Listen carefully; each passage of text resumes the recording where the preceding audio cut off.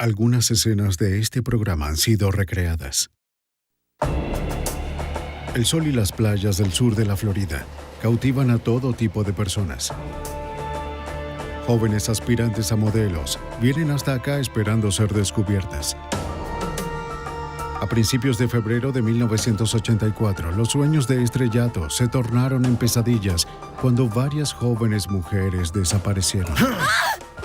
Ese fue el comienzo de una serie de asesinatos crueles y aterradores que se extendieron por el país. La evidencia se acumula, no hay sospechosos evidentes. El centro de comercio es bombardeado. Ted Kaczynski es arrestado.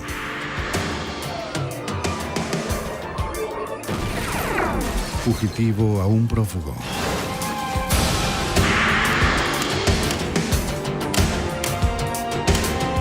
Los archivos del FBI. El trabajo de una modelo es atraer la atención del público. Pero en 1984, algunas aspirantes comenzaron a atraer publicidad de una forma nueva y horrible. Los sueños de glamour se transformaron en pesadillas cuando varias jóvenes desaparecieron y luego fueron halladas, torturadas y asesinadas. Soy Giles Gangstrom, exdirector del FBI en Nueva York. Cuando surge un sospechoso, la lista del FBI de los 10 más buscados se convierte en la herramienta que utilizamos para tratar de encontrarlo. El asesino de modelos.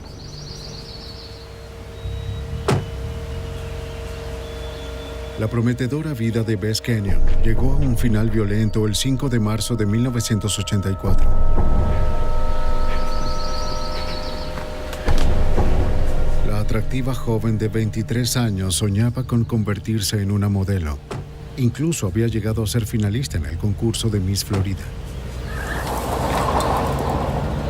Pero todas sus esperanzas le fueron truncadas la tarde de ese lunes.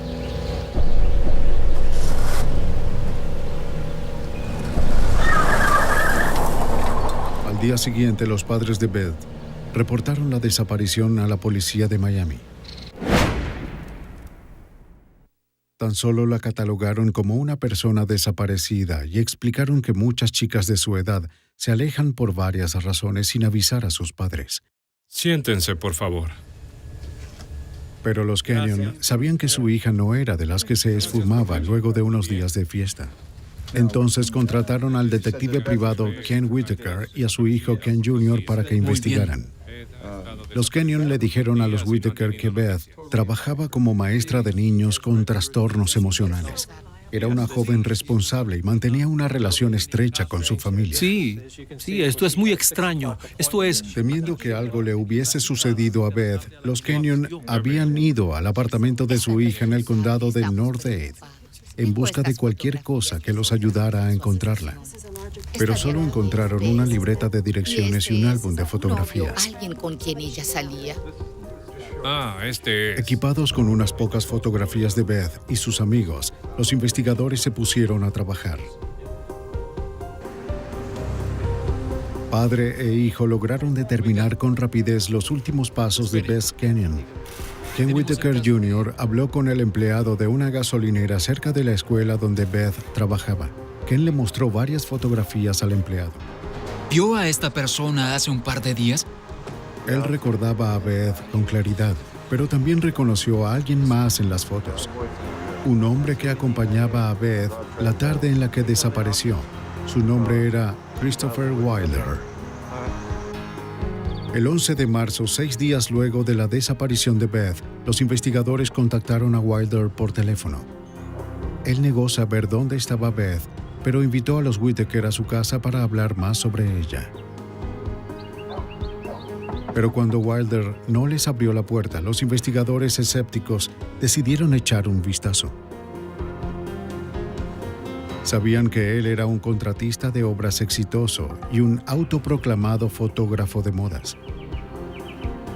Los Kenyon le habían dicho a padre e hijo que Wilder le había propuesto matrimonio a su hija, pero que ella lo había rechazado dejándolo descontento y molesto. Al revisar la basura, los Whitaker encontraron una fotografía. Parecía una foto inocente por encima, pero para unos ojos entrenados significaba mucho más. Los investigadores pronto descubrieron que Christopher Wilder había corrido el Grand Prix de Miami. El 26 de febrero de 1984 terminó en el puesto 17 y había ganado $400. El día de la carrera también fue la última vez que alguien vio a Rosario González. La veinteañera trabajaba para una empresa publicitaria distribuyendo aspirinas gratis en el Grand Prix. La prensa de Miami seguía agitada por la misteriosa desaparición de González. Ella se había desvanecido solo 5 días antes de Beth Kenyon. Los investigadores descubrieron que Wilder conocía a González. Ella había modelado para él en sesiones fotográficas aficionadas. Fue una conexión determinante, pues las dos mujeres desaparecidas, Beth Kenyon y Rosario González, fueron vinculadas a través de Christopher Wilder.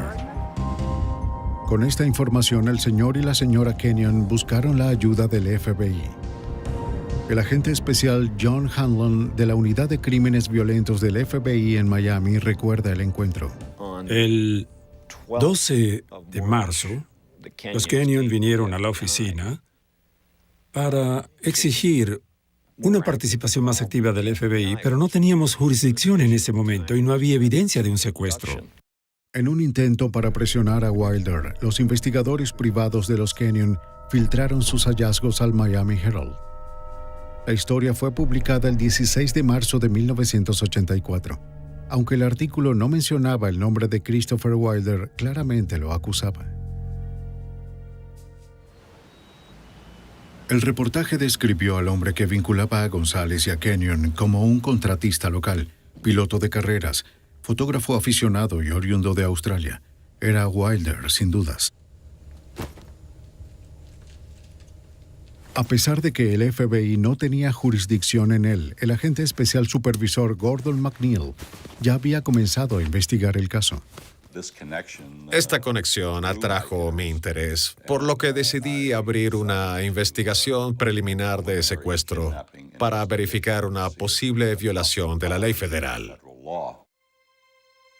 Los agentes McNeil y Hanlon determinaron que Wilder era un posible sospechoso.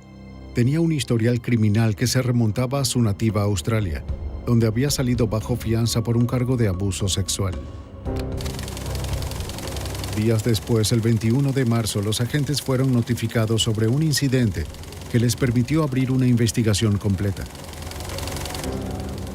Una llamada telefónica a la oficina del FBI en Miami reportó que una mujer de Tallahassee, Florida, había sido secuestrada y llevada, pasando los límites del estado, hasta Georgia, donde había escapado.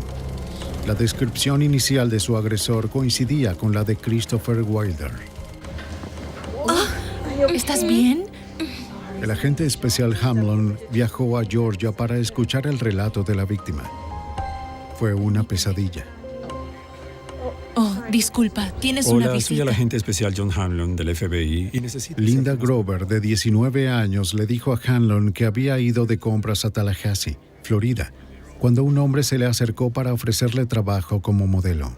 Portadas de revistas. Tengo cualquier número de contactos. Es un trabajo muy emocionante. Alegando ser un fotógrafo, el desconocido la invitó a su auto para que ella viera su portafolio. Fue a media tarde en un lugar muy concurrido y Linda dijo que sintió que no había nada que temer. No. ¿Con una cara tan linda como la tuya?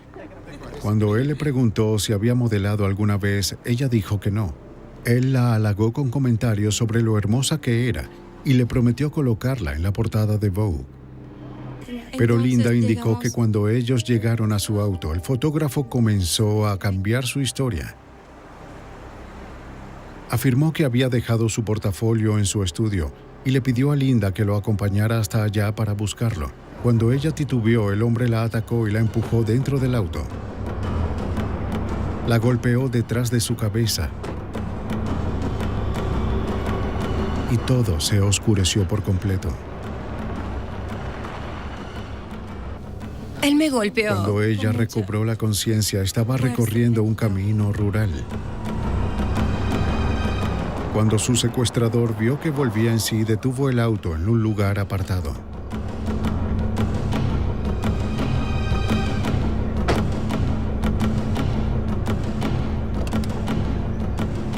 Sacó a rastras a Linda del auto, advirtiéndole que si trataba de escapar, la mataría.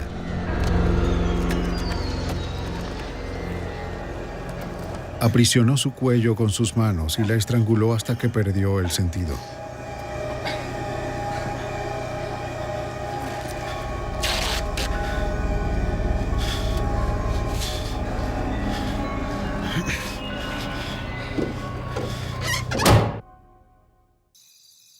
La siguiente vez que despertó, estaba envuelta en un saco de dormir, tendida sobre la cama de una habitación de un motel barato.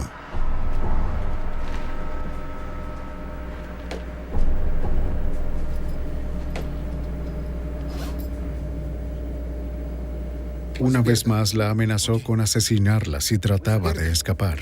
No te muevas. La ató a la cama y cerró sus ojos con un pegamento muy fuerte.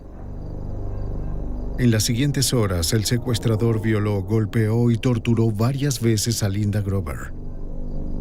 Cuando desobedecía sus órdenes, la aturdía con un cable que había convertido en un artefacto para electrocutar. El abuso fue tan intenso que Linda comprendió que estaría muerta antes de que alguien la encontrara. ¿Crees que podrías reconocer el auto? Logró soltarse. Oye, Y se encerró en el baño. ¡Ayúdeme!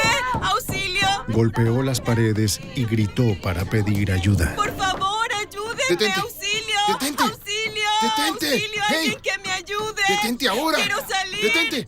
¡Ayúdenme, por favor! Te lo advierto. El violador entró en pánico, tomó lo que pudo y huyó.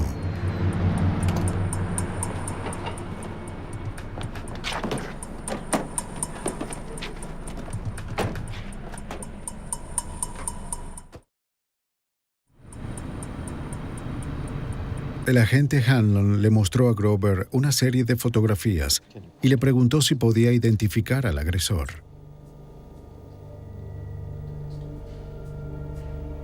No tuve la menor duda al respecto. Había pasado horas con esta persona y ese era él. Lo identifiqué sin dudar. Era Christopher Wilder. Ahora con 35 años, candidata a un doctorado y madre soltera, la determinación de Linda Grover fue la que le salvó la vida. Eso también la convirtió en una testigo muy importante, dispuesta a arriesgarlo todo por el arresto de su agresor. Estuve en el hospital durante una semana, o algo así, y luego tuve que irme del país mientras él seguía fugitivo, porque les preocupaba mi seguridad personal y les preocupaba la seguridad de mi familia. Tan atroz fue la traumática experiencia de Grover que se logró elevar la investigación a la categoría de un caso federal. Debido a que había sido secuestrada a través de límites estatales, ahora el FBI poseía jurisdicción total. Christopher Wilder ahora era solicitado por el secuestro y violación de Linda Grover y se mantenía como el sospechoso principal de las desapariciones de Rosario González y Beth Kenyon. Era obvio que ahora se trataba de una violación federal y teníamos todos los argumentos para destinar todos los recursos del FBI en este caso.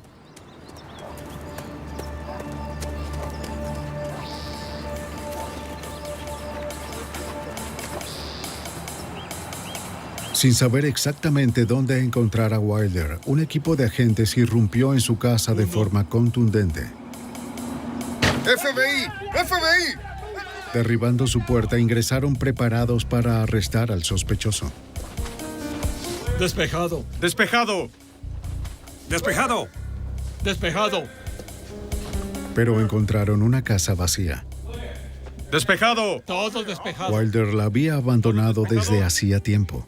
Había huido con días de ventaja sobre los agentes federales, y cada minuto que seguía libre ponía en riesgo a alguna otra mujer. Una cacería desesperada había comenzado. Marzo 1984. Los agentes del FBI realizaron un meticuloso registro de la casa abandonada, perteneciente a Christopher Wilder. 2 mujeres estaban desaparecidas, presuntamente asesinadas a manos de él. Una tercera apenas había escapado con vida luego de su secuestro y violación. Los agentes necesitaban algo que los vinculara con el paradero actual del sospechoso. Te gustaba decorar, ¿A dónde se habrá ido? ¿Dónde estará? Pero antes de irse, Wilder había preparado su casa para cualquier investigador. El lugar estaba impecable. En principio no había huellas dactilares en la casa de Wilder. Siempre se encuentran huellas dactilares dentro de cualquier vivienda. Parecía que todo había sido limpiado por completo. No, la verdad es El FBI y las autoridades locales hicieron averiguaciones en Miami y West Palm Beach, pero nadie reportó haber visto o escuchado de Wilder desde que había dejado a Linda Grover en un motel de Georgia. El FBI alertó a la policía para que estuvieran atentos al auto de Wilder. Le solicitaron a bancos y compañías de tarjetas de crédito que vigilaran cualquier transacción que pudiera realizar. Pero los sistemas informáticos de 1984 eran lentos, las pistas se diluían y a menudo ya era muy tarde para dar una respuesta rápida. Esas pistas que obtuvimos no pudieron ser comprobadas. Porque el 21 de marzo de 1984, un técnico en reparaciones de Florida Central notó algo inusual en un arroyo poco profundo.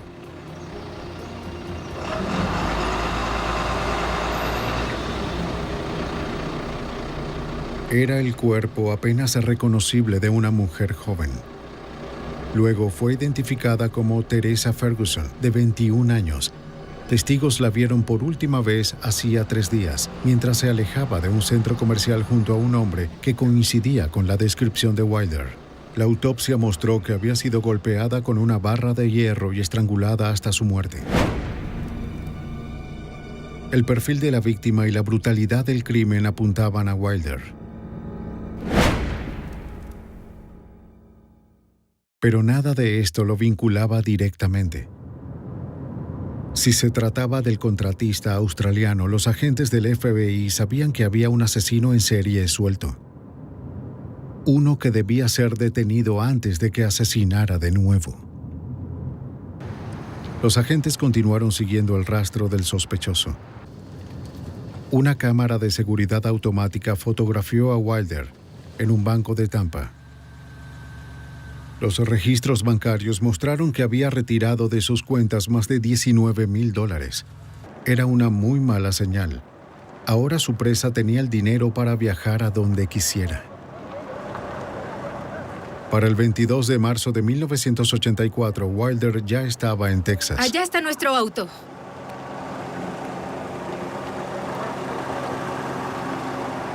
Testigos lo vieron acercarse a Terry Walden, de 23 años, en el estacionamiento de la Universidad Lamar, en Beaumont, Texas. Walden era una esposa, madre de 2 niños y estudiante de enfermería. Soy fotógrafo. Lo observé mientras venía. Wilder le preguntó si quería modelar. Si quiere ganar dinero extra, debería... Pero Wilder no pudo seducir a Walden con su palabrería. Ella lo rechazó de forma amable.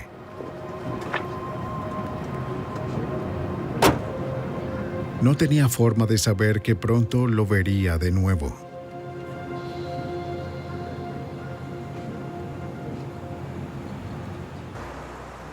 Mientras el FBI comenzaba su cacería a nivel nacional, testigos indicaron a los investigadores que Wilder se había quedado en Beaumont, Texas, un día más. Esta vez había regresado a territorio conocido para acechar a su próxima víctima. Ellos tienen esta a 7,99. Visitó el centro comercial local buscando a alguna joven para engañarla con sus sueños ¿Una glamorosos. película o tomarse fotografía de modas? No, gracias. No, escuchen, suéltame mi tarjeta. ¿Ves todo? Pero nadie sucumbió ante sus falsas promesas. Está bien. Está bien.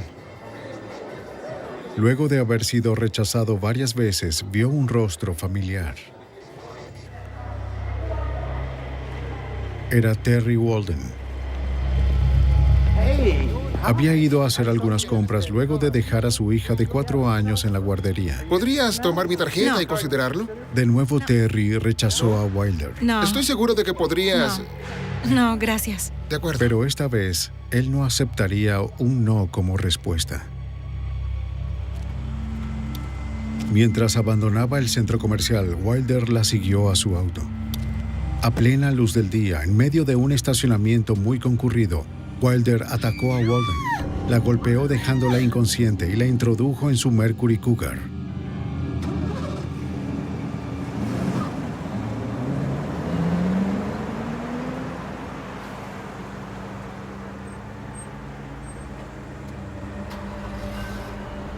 Luego tomó sus maletas y se marchó en el auto de la víctima. Esa tarde, el esposo de Walden reportó su desaparición, luego de que no pasó a buscar a su hija en la guardería, pero para ese momento ya era muy tarde.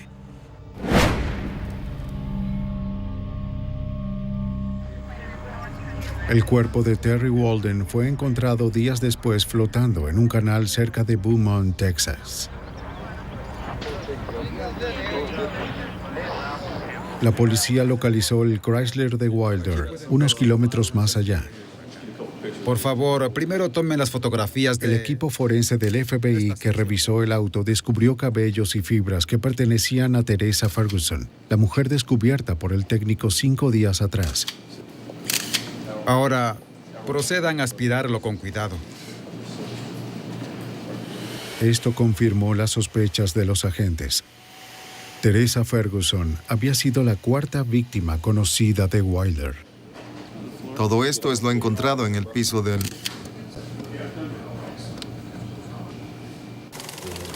McNeil y Hanlon estimaron que el asesino les llevaba al menos 2 días de ventaja. Desde la oficina de Miami ordenaron publicar boletines a nivel nacional solicitando el auto robado a Terry Walden. Cada agencia policial estatal a lo largo del camino, cada oficial estatal de carreteras sabía cuál auto estábamos buscando. Pero por desgracia, a veces resulta increíble, pues decimos, bien, está conduciendo un auto morado, pero ¿cuántos autos morados hay allá afuera? Es increíble cuántos autos morados aparecen cuando buscas autos morados. Ese fue el problema. En el momento nunca supimos qué placa estaba usando ese vehículo particular.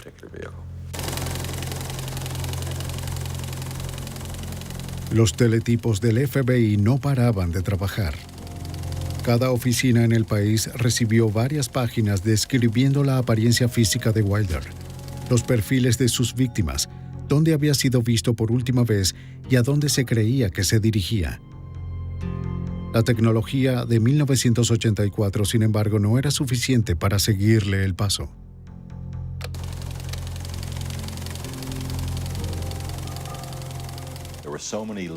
Había tantas pistas sobre Wilder recorriendo todo el país, y cada una de ellas llegando a todas las oficinas del FBI con información, que el sistema de teletipo del FBI fue respaldado por 48 horas, por cerca de 2 semanas, debido al volumen de información que iba y venía sobre Wilder.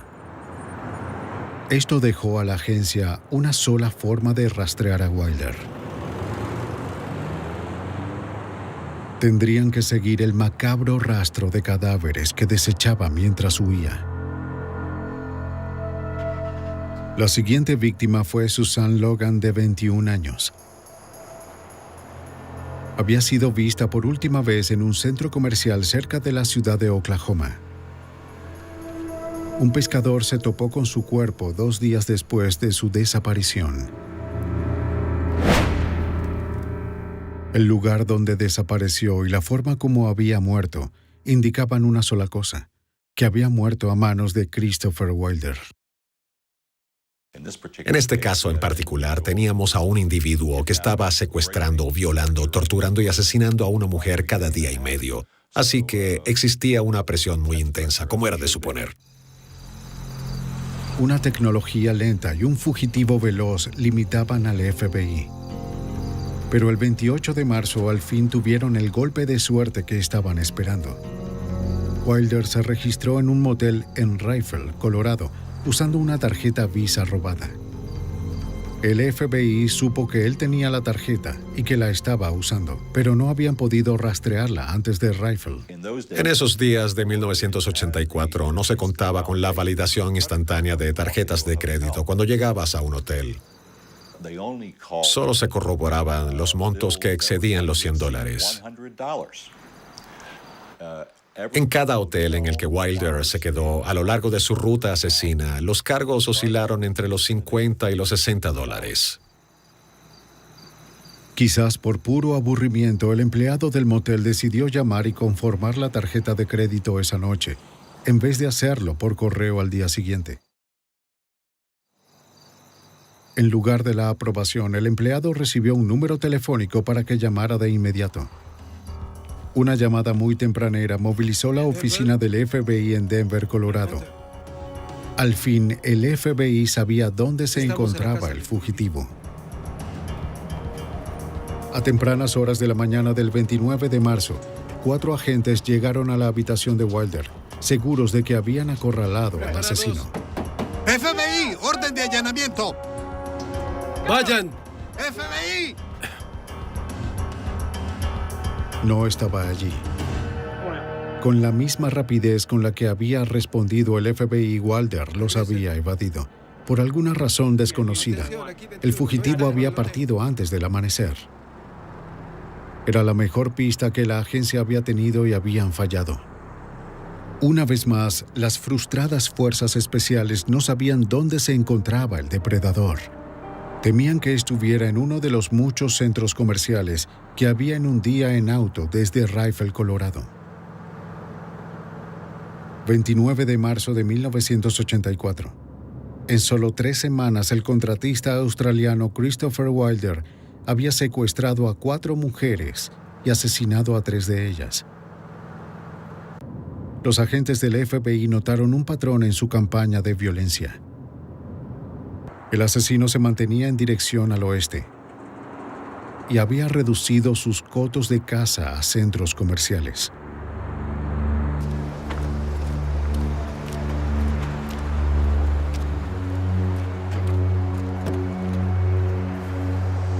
Cheryl Bonaventura, de 18 años, había sido vista por última vez en el centro comercial Mesa de Grand Junction, Colorado.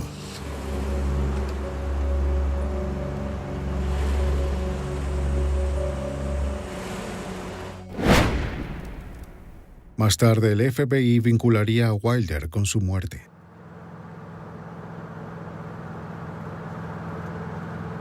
Teníamos a un hombre que sabíamos que estaba al acecho, un hombre que sabíamos que cada día que pasaba tenía a un alma desdichada, sufriendo un miedo mortal por su vida, muriendo en condiciones de peligro extremo de una forma dolorosa. Para correr la voz, el FBI amplió la red de búsqueda. En todo el país, los agentes dieron aviso sobre el peligro a guardias de seguridad y a gerentes de centros comerciales, diciéndoles que estuvieran atentos ante el australiano. Los investigadores le hicieron llegar fotografías y volantes que fueron desplegados para alertar a los compradores. A pesar de las advertencias del FBI, una revista juvenil organizó una competencia femenina en el centro comercial Meadows de Las Vegas.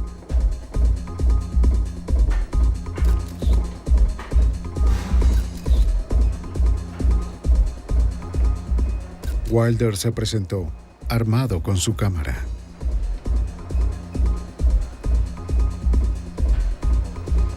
Habló con varias adolescentes durante el evento, pero pronto centró su atención en Michelle Kaufman. La joven de 17 años había conducido más de 40 kilómetros desde su hogar en Boulder City, en Nevada. Nerviosa por participar en su primer casting de modelaje, les había pedido a su familia y amigos que le permitieran ir sola. Luego de una conversación con Wilder, Kaufman se cambió de ropa y dejó el centro comercial en su compañía. Era un 1 de abril. Tan pronto las autoridades de Las Vegas alertaron al FBI sobre la desaparición de una joven de un centro comercial, los agentes respondieron. Pidieron todas las fotografías que se habían tomado en el evento de modas. De inmediato, un fotógrafo les entregó 5 rollos de película. Y cuando revelaron esas fotografías, allí estaba la chica Kaufman en el escenario con pose de modelo.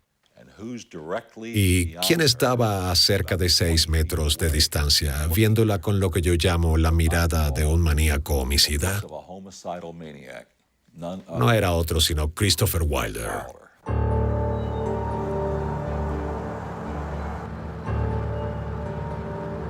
Tal como las demás, la joven Michelle Kaufman sufrió a manos de Wilder. La inmovilizó y amordazó con cinta adhesiva. Luego la golpeó, violó y torturó. Y podían verse incisiones en su cuerpo. Podían ser de tan solo 2 a 3 centímetros de largo. Y no eran profundas. Estaban hechas solo para que sangraran lo suficiente.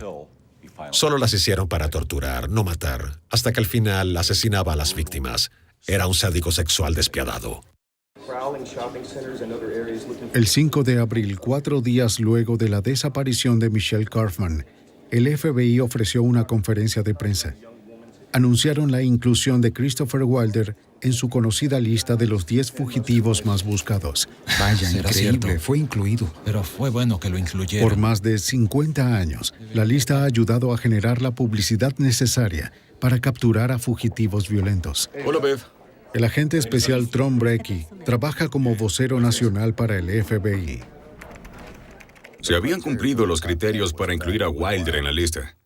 Representaba una amenaza para la sociedad, era en extremo peligroso. Un individuo violento cuyos delitos eran escandalosos y había escapado del área donde pensábamos que él podía estar.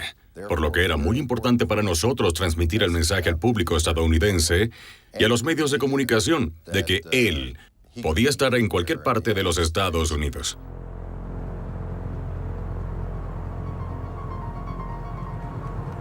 Pero la inclusión de Wilder a la lista de los 10 fugitivos más buscados llegó un día tarde para Tina Marie Risico. En Lomita, California, el día previo a la conferencia de prensa, la joven de 16 años fue al centro comercial y de modas Del Amo para solicitar un trabajo de verano. La estudiante de secundaria quería ahorrar para comprar un auto. Conoció a Christopher Wilder cuando le dijo que era perfecta para una sesión fotográfica que tenía. Perfecta, que puedo darte $100 aquí mismo, si quieres. Le dio $100 en efectivo y le prometió que habría mucho más. Sí, eres la correcta. Sé que lo eres. Sí. ¿Tienes algunos minutos para comenzar? ¿Qué edad tienes? 16. ¿16? Y es que cuando te vi me dije, esta es la chica.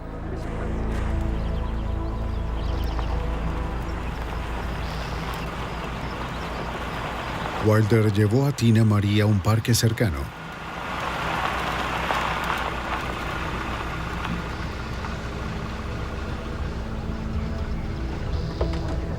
Al principio todo avanzó como si se tratase de una sesión legítima.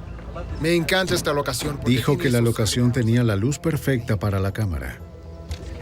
Creo que puede ser aquí. Es tan encantador. Cuando comenzó la sesión, una entusiasta Tina Marie se esforzó por complacer a su fotógrafo. Eso es. Cuando Wilder le dijo que sonriera, ella lo hizo. Cuando le pidió que ladeara su cabeza, también lo hizo. Y luego todo se arruinó. Ahora, entra al auto. ¿Está bien? Él apuntó a su cabeza una Magnum 357 y le dijo que se subiera al auto. ¡Rápido, rápido! La aterrorizada joven no tuvo otra opción sino obedecer.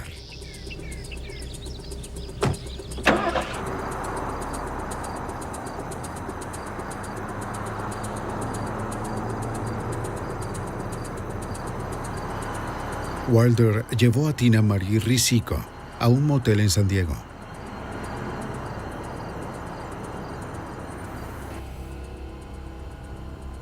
Allí, como a las otras, golpeó a su joven víctima, la ató a la cama y la violó varias veces. Wilder le cortó con su cuchillo y la electrocutó usando cables que ató a diferentes partes de su cuerpo. El nivel de crueldad dejó perplejo al agente Hanlon. Entonces te preguntas, ¿por qué alguien quisiera hacerle eso a otra persona? Aterrorizarlas tanto, causarles tanto daño, torturarlas con un cable eléctrico y luego asesinarlas como si fueran un pedazo de basura. Y esas personas saben que serán asesinadas. Es decir, llega un punto donde esa persona se da cuenta y piensa, no voy a sobrevivir a esto. Mi vida se acabó y eran mujeres jóvenes. Se identifica a sí mismo como un fotógrafo profesional, halagando la apariencia de una mujer joven e intenta... Justo cuando la vida de Tina estaba a punto de acabar, un boletín especial de noticias captó la atención de Wilder. Christopher Bernal Wilder ha sido incluido en la lista de los 10 fugitivos más buscados del FBI. Si usted conoce... Era la conferencia de prensa del FBI. Wilder vio con horror cómo su fotografía era mostrada en aparatos de televisión por toda la nación. Los agentes federales lo declararon el fugitivo más buscado en los Estados Unidos. Lo responsabilizaron por la desaparición de 6 mujeres jóvenes. No sabían sobre la 7ª víctima que estaba en la habitación del motel con él. Tenemos que irnos rápido. Wilder entró en pánico, tomó a Tina Marie y emprendió el camino.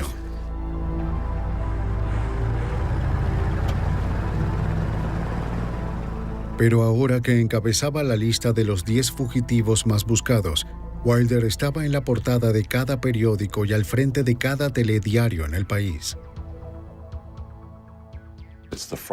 Era el titular de portada de cada periódico de Estados Unidos. En cada telediario, en cada programa radial, hablaban de Christopher Wilder y mostraban su fotografía diciendo su nombre, Christopher Wilder.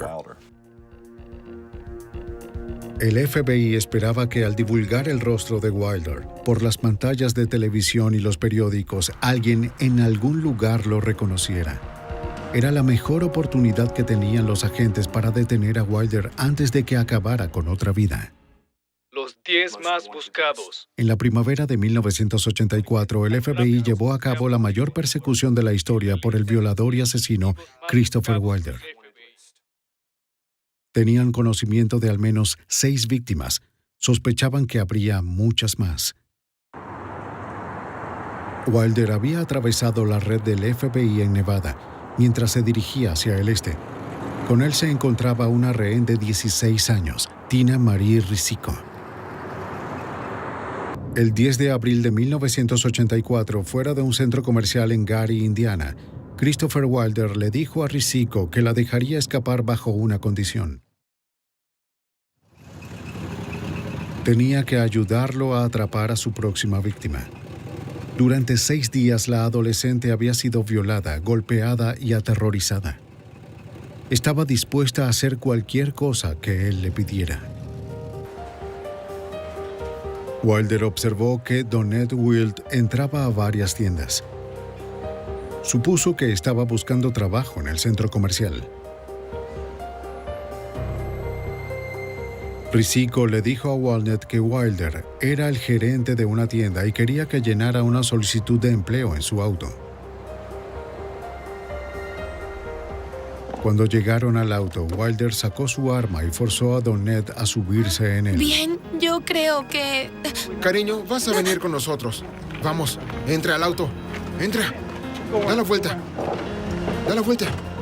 Partió con las 2 chicas. Algunos testigos lo vieron irse. Muy bien.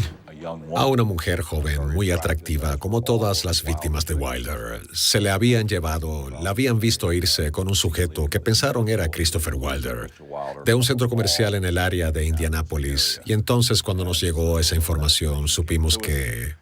Pues ahora sabíamos que él se dirigía hacia el este. La agencia puso a todos los agentes al este de Mississippi a trabajar en el caso. A pesar de su promesa, Wilder se negó a liberar a Tina Marie. En su lugar, forzó a Risico a observar cómo él torturaba y violaba a Donette. La pesadilla continuó durante 2 días. Despierta, despierta. La mañana del 12 de abril de 1984, Tina Marie escuchó una voz familiar en las noticias. Todas nuestras energías para que Tina regrese a casa, viva, a salvo. Eso es lo que todos esperamos. Con estas palabras... En televisión nacional, la madre de Tina Marie le suplicó al secuestrador que no le hiciera daño a su hija. Señales de que su hija aún sigue viva y... Wilder entró en pánico de nuevo. Tomó a sus rehenes y huyó. ¿Y tú? Vístete. ¡Ahora! Wilder exclamó que era solo una cuestión de tiempo antes de que el FBI lo encontrara. Detuvo el auto en una zona boscosa cerca de Penn Jam, Nueva York. Quédate aquí. Le ordenó a Risiko que no se moviera. Donette estaba dopada con pastillas para dormir. Aún así, él la forzó a adentrarse en el bosque. Una vez a solas, Tina Marie ponderó la oportunidad de escapar. Pero el horror de los últimos 9 días la había destrozado mentalmente. Se quedó tranquila. ¿Qué estás haciendo?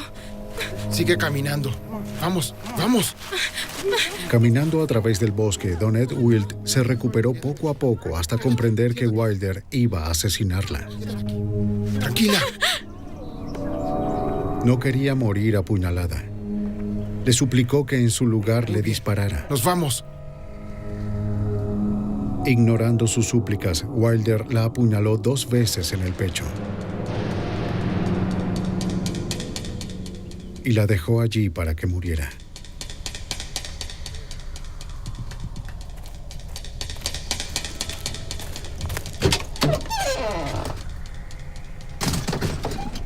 Vamos.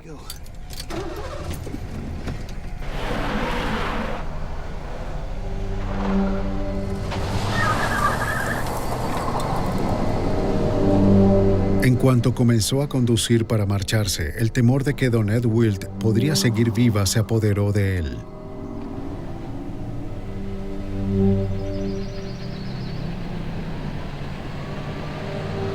Regresó a la escena para deshacerse de Donette de una forma más efectiva. Quédate aquí. Quédate aquí.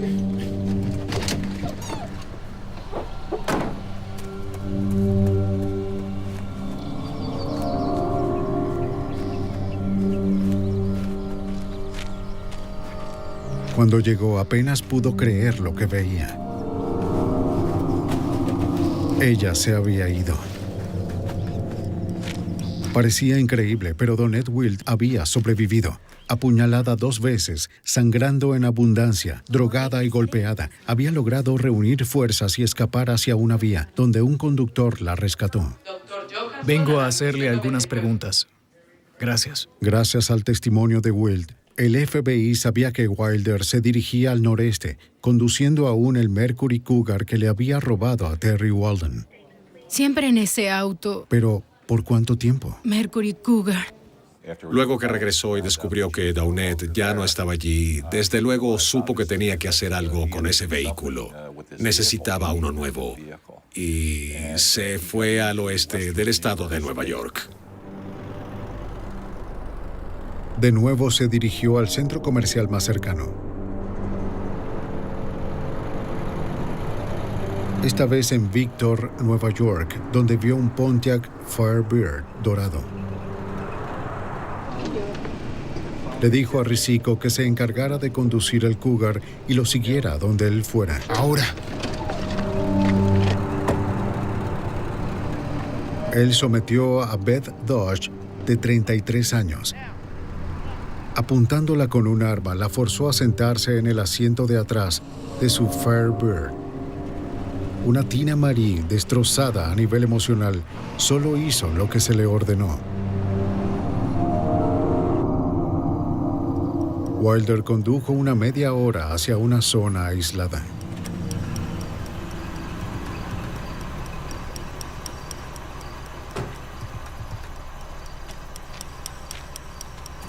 Vamos. Vamos afuera. Quiero que salgas. Por favor, Sal. no vaya a hacerme daño. Por favor, Escucha, no. Quiero que tomes la maleta blanca, tomes la cámara, colócala ahí adentro y espérame. ¿Entiendes? Lo siento.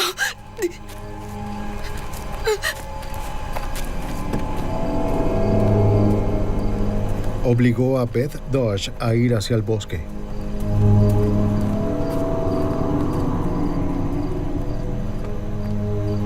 Momentos más tarde, Tina Marie escuchó 2 disparos provenientes de los árboles. Dios mío. Esta vez no hubo violación ni tortura. Wilder había asesinado a Dodge tan solo por su auto. Pero tenía en mente un destino distinto para Tina Marie.